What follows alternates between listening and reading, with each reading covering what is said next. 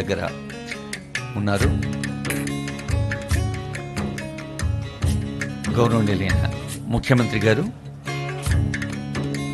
గౌరవనీయులైన ఉప ముఖ్యమంత్రి వర్యులు కార్యక్రమంలో పాల్గొంటూ ఉన్నారు. ముందుగా గణపతి ఆశీస్సులు అందుకొని గోపూజ గావిస్తూ ఉన్నారు.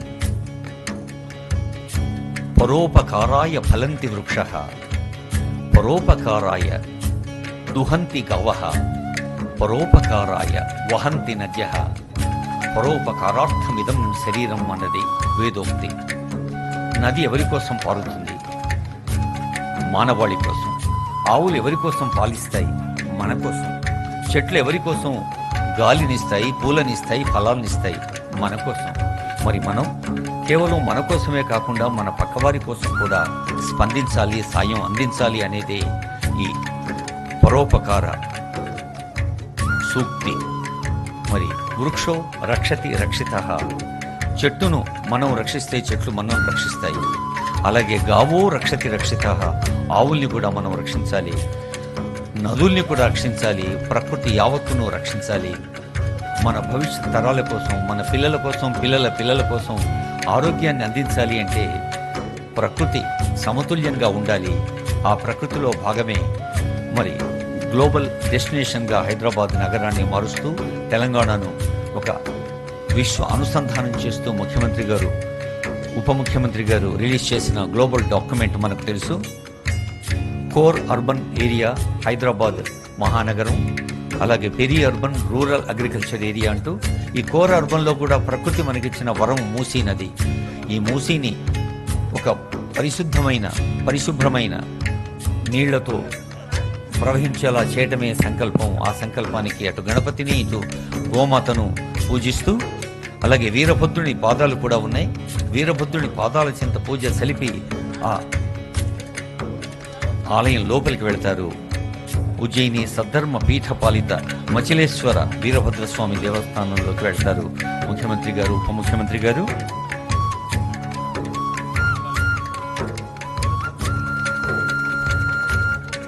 పాతరాతి యుగం నుంచి మనిషి వ్యవసాయం నేర్చుకున్నప్పటి నుంచి ఆవులకి, ఎడ్లకు మనకు ఉన్న బంధం మనకు తెలుసు.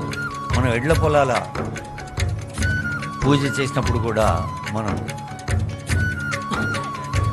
ప్రతి ఎద్దును ఒక నందీశ్వరునిగా భావిస్తాం. కొమ్ములకు అందమైన రంగులు పూస్తాం, పూజిస్తాం. అలాంటి ప్రకృతిలో భాగమైనటువంటి ఆవులు, దూడలు, ఎడ్లు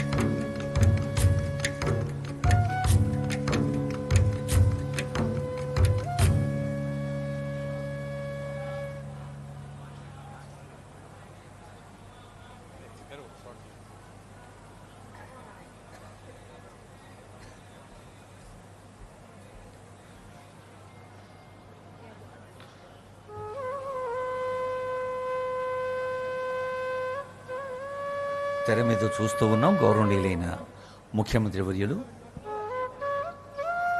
కుటుంబ సమేతంగా ఈ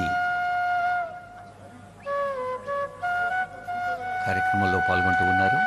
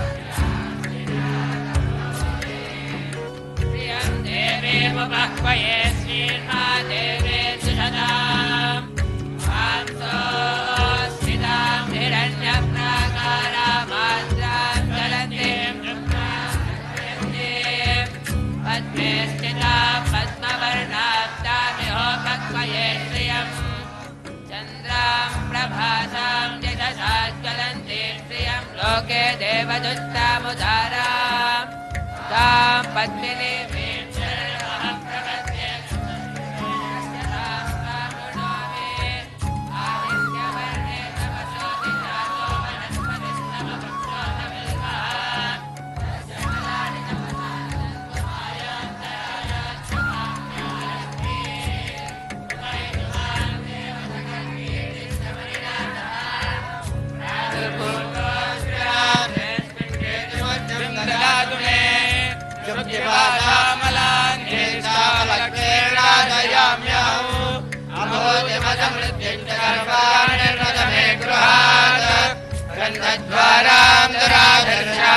पुष्टांगरेषु मे ईश्वरीकुं सर्वभूतानां श्री अलक्ष्मीर्मे नश्यत मनसः काममाकूतिं वाचसत्यमधीमहे अजो नागं सोमन्नस्य मयि श्रीश्वयतां यजः कर्तवेन प्रजा भूता मयि सम्भव